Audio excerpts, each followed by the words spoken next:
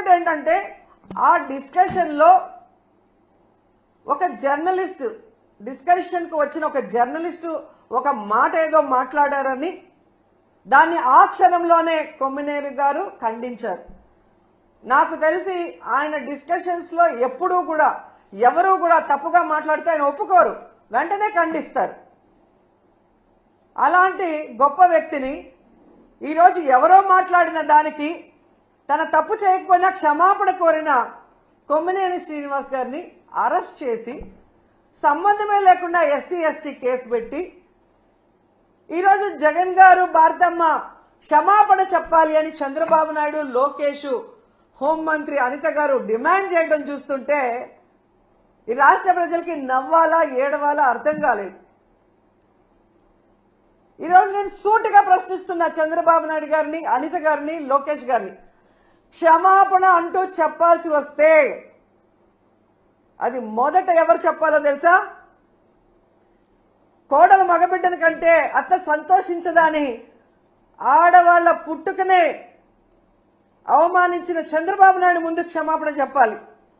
ఆడపిల్ల కనిపిస్తే ముద్దు పెట్టాలి లేదా కడుపైనా చేయాలి అన్న బాలకృష్ణ గారు క్షమాపణ చెప్పాలి. అలాగే మీరు చూస్తే జగనన్న తన కూతుర్లు చూడడానికి లండన్కి వెళ్ళినప్పుడు ఆయన గురించి నీచంగా మాట్లాడిన లోకేష్ క్షమాపణ చెప్పాలి. అలాగే భారతమ్మ విజయమ్మ గురించి నిన్న ఎంత ఘోరంగా మాట్లాడారో మీరు చూశారు అనిత గారు, ఆవిడ క్షమాపణ చెప్పాలి. అలాగే నన్ను బండారు సత్యనారాయణ ద్వారా ఎంత దారుణంగా ఎంత బూతులతో మాట్లాడించారో దానికి బండారు సత్యనారాయణ మాట్లాడించిన చంద్రబాబు నాయుడు, లోకేష్ క్షమాపణ చెప్పాలి.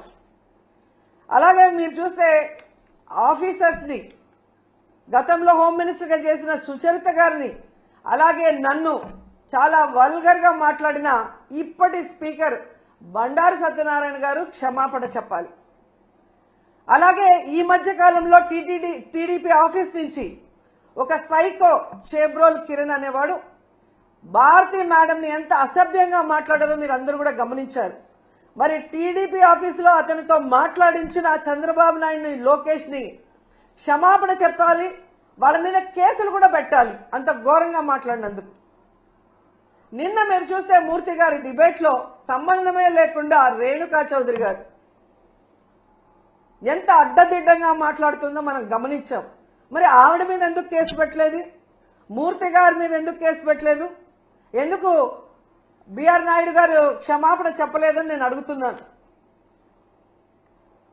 ఈరోజు సాక్షిలో మాట్లాడారన్నారు, అదే మాటలు ఆయన మాట్లాడిన విధానం తప్పు, కృష్ణంరాజు అనే వ్యక్తి. కానీ అదే వార్తలు టైమ్స్ ఆఫ్ ఇండియాలో వచ్చాయి, అదే న్యూస్ ఈటీవీలో వచ్చింది. మరి వాళ్ళ ఆఫీసుల మీద ఎందుకు దాడులు జరగలేదు? వాళ్ళ మీద ఎందుకు కేసులు పెట్టలేదు? కేవలం సాక్షి మీద ఎందుకు దాడులు చేస్తున్నారు? అలాగే ఎందుకు సాక్షిలో మాత్రమే ఈరోజు కొమ్మినేని గారి మీద తప్పుడు కేసు పెట్టి అరెస్ట్ చేశారని నేను అడుగుతున్నాను. ఎందుకంటే కొమ్మినేని గారి మీద ఎప్పటి నుంచో లోకేష్కి, చంద్రబాబు నాయుడికి కక్ష. గతంలో అమరావతి భూములు, 3 పంటల భూములు దోచుకొని రియల్ ఎస్టేట్ చేస్తున్నారన్న క్రమంలో